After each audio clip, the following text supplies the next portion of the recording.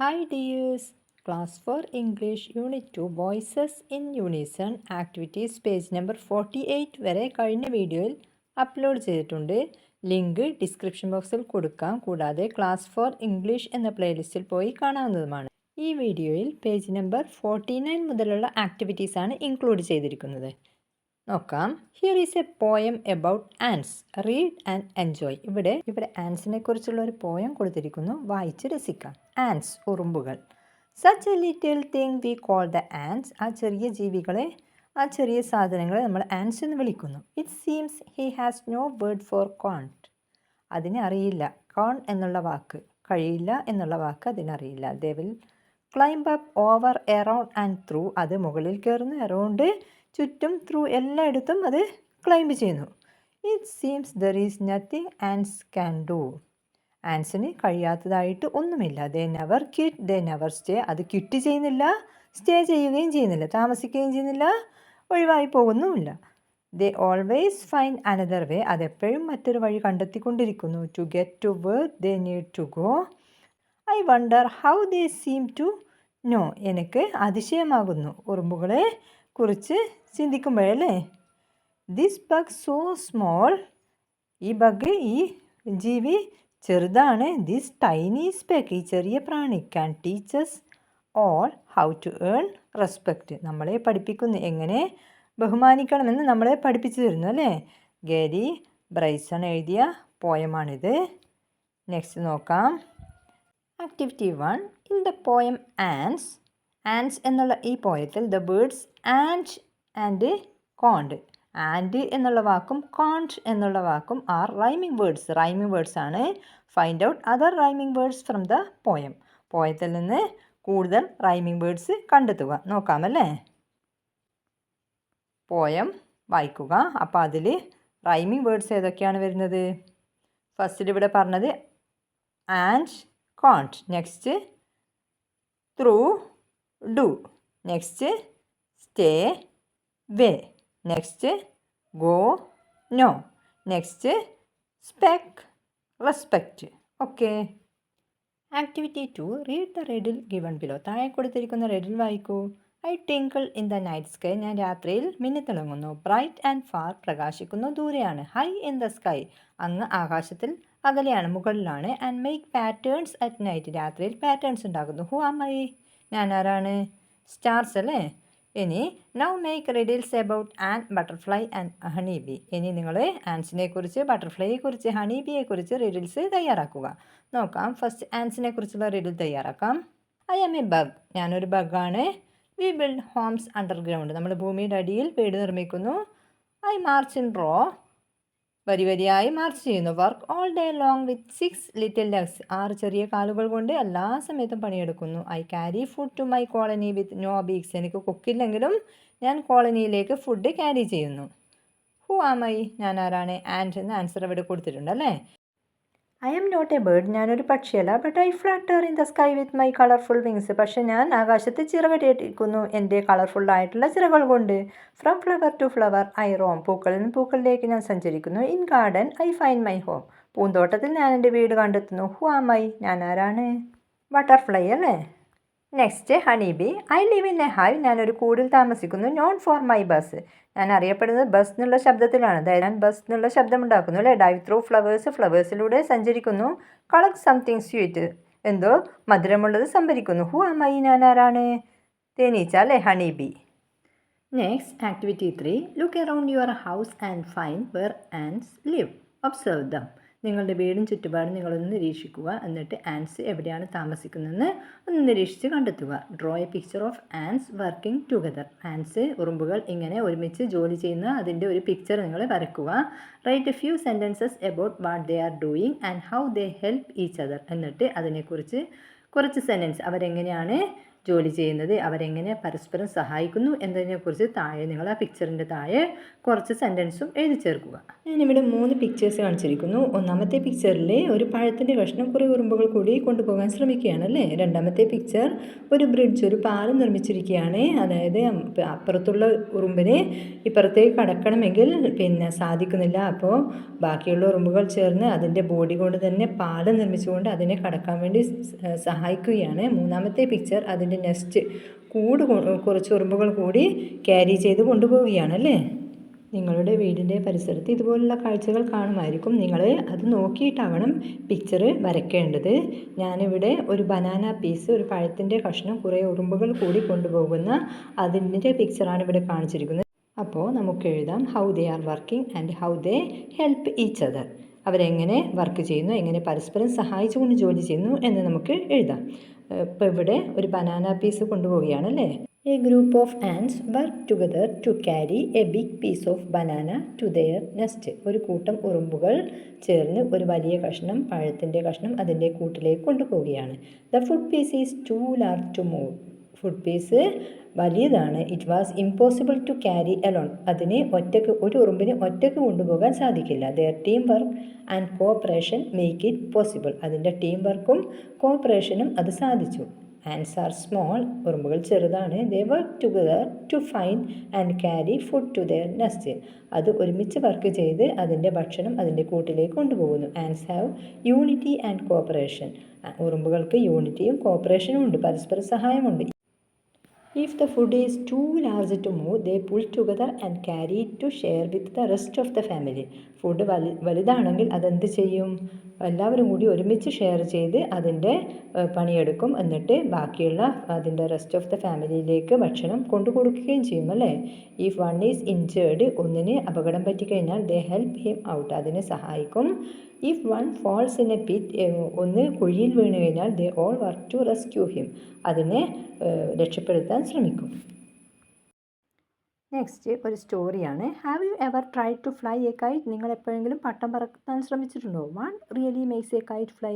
എന്താണ് ശരിക്കും ഒരു പട്ടത്തിനെ പറത്തുന്നത്? ഈസ് ഇറ്റ് ദ വിൻഡ്, കാറ്റാണോ? ഓർ ദ വിങ്സ്, അതിൻ്റെ ചിറകുകളാണോ? ഓർ ദ സ്ട്രിങ്, അതിൻ്റെ നൂലാണോ? കയർ. Or the person who flies it, അല്ല ആരാണോ ആ പട്ടം പറത്തുന്നത് അവരാണോ ശരിക്കും പട്ടം പറത്തുന്നത്? ആണോ? നമുക്കറിയില്ല അല്ലേ.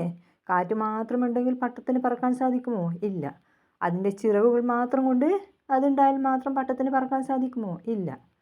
അതിൻ്റെ കയർ, നൂല് മാത്രമുണ്ടെങ്കിൽ പറക്കാൻ സാധിക്കുമോ? ഇല്ല അല്ലേ. ഇനി ആൾ മാത്രമുണ്ടായാൽ മതിയോ? ഇല്ല. അപ്പോൾ എന്ത് വേണം? എല്ലാവരും കൂടി ഉണ്ടായിരിക്കണം അല്ലേ. എല്ലാ കാര്യങ്ങളും ഒരുമിച്ച് നടന്നാൽ മാത്രമേ പട്ടം പറക്കുന്ന ആ കാര്യം സാധിക്കുകയുള്ളൂ. അപ്പോൾ നമുക്ക് സ്റ്റോറി നോക്കാം. Who flies the kite? ആരാണ് പട്ടം പറത്തുന്നത്? ഓൺ എ പ്ലസൻറ്റ് ഡേ, ഒരു സന്തോഷമുള്ള ദിവസം, the mayor of the town strolled through the park. ആ പട്ടണത്തിൻ്റെ മേയർ പാർക്കിലൂടെ ഇങ്ങനെ ഉല്ലസിച്ച് സന്തോഷത്തോടു കൂടി നടക്കുകയാണ്. His eyes widened. അയാളുടെ കണ്ണുകൾ വികസിച്ചു. എന്തിനാണ്? As he saw a boy flying a big colourful kite. അയാൾ കണ്ടു ഒരു ആൺകുട്ടി ഒരു വലിയ പട്ടം, കളർഫുള്ളായിട്ടുള്ള കൈറ്റ് പട്ടം പറത്തിക്കൊണ്ടിരിക്കുന്നു. The kite soared high. പട്ടം ഇങ്ങനെ ഉയരത്തിലേക്ക് പോവുകയാണ്. Dancing in the breeze. ആ ഇളം തെന്നലിൽ ഇങ്ങനെ ഡാൻസ് ചെയ്തുകൊണ്ട്. Wow, who made the kite fly so high? ആരാണ് ഇത്ര ഉയരത്തിൽ ഇത്ര മനോഹരമായിട്ട് പട്ടം പറത്തുന്നത്? The mayor was curious. മേയറിന് ആകാംക്ഷയായി. The boy replied with pride. ആൺകുട്ടി അഭിമാനത്തോടു കൂടി പറഞ്ഞു. എന്താണ്? I did mister mayor. ഞാനാണിത് പറത്തുന്നത്. I made the kite myself. ഞാൻ ഈ പട്ടം സ്വന്തം ഒറ്റയ്ക്ക് ഉണ്ടാക്കി. I painted it. ഞാൻ എന്നിട്ട് അതിനെ പെയിൻറ്റ് ചെയ്തു. And I fly it. എന്നിട്ട് ഞാനിത് പറത്തുന്നു. Then the wind whispered softly. അപ്പോൾ കാറ്റ് ഇത് കേട്ടിട്ട് മെല്ലെ പതുക്കെ പറയുകയാണ്, നോ ഇറ്റ്സ് മീ. അല്ല, ഞാനാണ് പട്ടം പറത്തുന്നത്. I lift the kite high into the sky. ഞാൻ പട്ടത്തിനെ ഉയരത്തിലേക്ക് എത്തിക്കുന്നു, ആകാശത്തിൽ. വിത്തൗട്ട് മീ, ഞാനില്ലാതെ it would fall to the ground. അത് ഗ്രൗണ്ടിലേക്ക് തന്നെ, നിലത്തേക്ക് തന്നെ താഴെ വീഴും. The kite's tail fluttered and said. അപ്പോൾ കൈറ്റിൻ്റെ വാൽ അത് കേട്ടിട്ട് പറഞ്ഞു, ചെറുകിട്ടടിച്ചുകൊണ്ട് പറഞ്ഞു, വെയിറ്റ്, ഐ ടു, ഞാനുമാണ്. I keep the kite steady. ഞാനുണ്ടെങ്കിൽ മാത്രമേ പട്ടത്തിന് ഇങ്ങനെ സ്റ്റഡി ആയിട്ട് നിൽക്കാൻ പറ്റും. വിത്തൗട്ട് മീ, ഞാനില്ലാതെ it would crash and break. അതിങ്ങനെ എവിടെയെങ്കിലും പോയിട്ട് ഇടിച്ച് പൊട്ടിത്താഴേക്ക് വീഴും. The string looked at every one and said. അപ്പോൾ നൂല്, അതിൻ്റെ കയറ് എല്ലാവരെയും നോക്കിക്കൊണ്ട് പറഞ്ഞു, വിത്തൗട്ട് മീ, ഞാനില്ലാതെ how will a kite fly. Kite, പട്ടം എങ്ങനെ പറക്കും?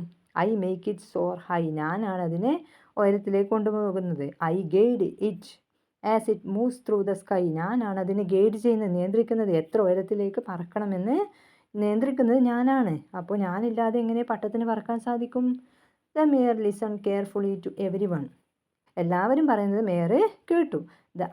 He asked thoughtfully. എന്നിട്ട് അയാൾ ചിന്തിച്ചുകൊണ്ട് ചോദിച്ചു, so who really flies the kite. ആരാണ് ശരിക്കും പട്ടം പറത്തുന്നത്? They all paused to think. എല്ലാവരും ഒരു നിമിഷം ചിന്തിച്ചുകൊണ്ട് നിന്നു. Then the boy said gently. എന്നിട്ട് ആൺകുട്ടി അല്ലേ പറഞ്ഞു, വി ഓൾ ഡു ഇറ്റ്. നമ്മൾ എല്ലാവരും കൂടിയിട്ടാണ് ചെയ്യുന്നത്. The kite flies because of our effort. പട്ടം പറക്കുന്നത് നമ്മുടെ എല്ലാവരുടെയും എഫേർട്ട് കൊണ്ടാണ്, പ്രയത്നം കൊണ്ടാണ്. The wind agreed. കാറ്റ് സമ്മതിച്ചു. And the tail nodded too. വാല് തലയാട്ടിക്കൊണ്ട് സമ്മതിച്ചു. The string also smiled and agreed. String, നൂലും എന്ത് ചെയ്തു? പുഞ്ചിരിച്ചുകൊണ്ട് സമ്മതിച്ചു. The kite started dancing in the air. പട്ടം എന്ത് ചെയ്തു? ആകാശത്തിൽ ഇങ്ങനെ ഡാൻസ് ചെയ്യാൻ തുടങ്ങി. The mayor smiled warmly. Mayor പുഞ്ചിരിച്ചു. You are right. നിങ്ങൾ ശരിയാണ്. Together you make the kite fly beautifully. ഒരുമിച്ചാണ് നിങ്ങൾക്ക് ഈ പട്ടം ബ്യൂട്ടിഫുള്ളായിട്ട്, മനോഹരമായിട്ട് പറത്താൻ സാധിക്കും. The KITE is A simple of unity. ഈ പട്ടം എന്താണ്? ഒരു ഒരുമയുടെ പ്രതീകമാണ്. ഇഫ് വി വർക്ക് ടുഗദർ, നമ്മൾ ഒരുമിച്ച് വർക്ക് ചെയ്താൽ വി ക്യാൻ അച്ചീവ് എനിത്തിങ്, നമുക്ക് എന്തും ചെയ്യാൻ സാധിക്കും. Every one smiled. എല്ലാവരും പുഞ്ചിരിച്ചു. Together we fly the KITE. നമ്മൾ ഒരുമിച്ച് പട്ടം പറത്തും. ദേ ഷൗട്ടഡ് ചിയർഫുള്ളി. അവർ ഒച്ചത്തിൽ വിളിച്ചു പറഞ്ഞു അല്ലേ. The kite continued to soar high in the sky. പട്ടം എന്ത് ചെയ്തു? ഇങ്ങനെ ആകാശത്തിൽ ഉയരങ്ങളിലേക്ക് പറക്കാൻ തുടങ്ങി. മൈക്കൽ റോഗേഴ്സ് എഴുതിയ സ്റ്റോറിയാണിത്.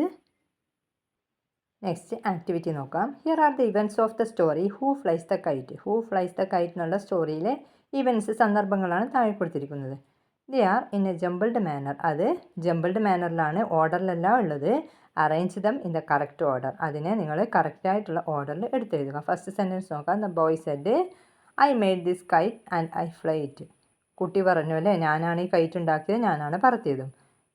രണ്ടാമത്തെ സെൻറ്റൻസ് എന്താണ്? They all smiled and agreed. എല്ലാവരും പുഞ്ചിരിച്ചുകൊണ്ട് അഗ്രി ചെയ്തു. The kite flies because we work together as a team. Kite പട്ടം പറന്നത് നമ്മളെല്ലാവരും ഒരു ടീമായിട്ട് വർക്ക് ചെയ്തത് കൊണ്ടാണ്. അതാണ് രണ്ടാമത്തെ സെൻറ്റൻസ്. ഇനി മൂന്നാമത്തെ സെൻറ്റൻസ് എന്താണ്? The kite's tail said. കൈറ്റിൻ്റെ വാല് പറഞ്ഞു, I keep the kite steady in the air. ഞാനാണ് പട്ടത്തിനെ എയറിൽ സ്റ്റഡി ആയിട്ട് നിർത്തുന്നത്. ഇനി നാലാമത്തെ സെൻറ്റൻസ് എന്താണ്? The wind softly whispered. കാറ്റ് മെല്ലെ പതുക്കെ മന്ത്രിച്ചു. I lift the kite high. ഞാനാണ് പട്ടത്തിനെ മുകളിലേക്ക് കൊണ്ടുപോകുന്നത്. അഞ്ചാമത്തെ സെൻറ്റൻസ് എന്താണ്? The mayor saw a boy flying a bright and colourful kite in the park. Mayor കണ്ടു എന്ത്? ഒരു ആൺകുട്ടി ഒരു ബ്രൈറ്റും കളർഫുള്ളായിട്ടുള്ള പട്ടം പാർക്കിലൂടെ പറത്തുന്നത് കണ്ടു അല്ലേ.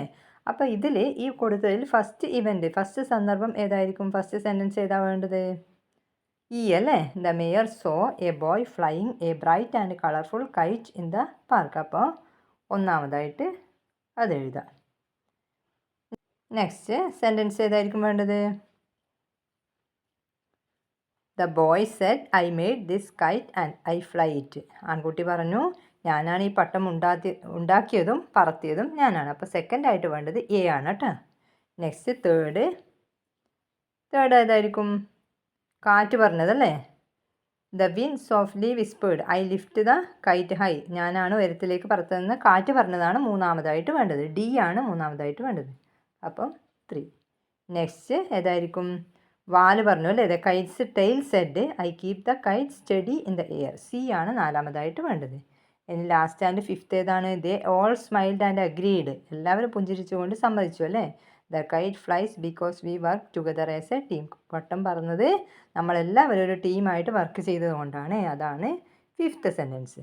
ഓക്കെ, ഇനിയിപ്പോൾ നിങ്ങൾ താഴെ ഇതുപോലെ 1 2 3 4 5 എന്ന് നമ്പർ ഇട്ടിട്ട് എഴുതുക കേട്ടോ.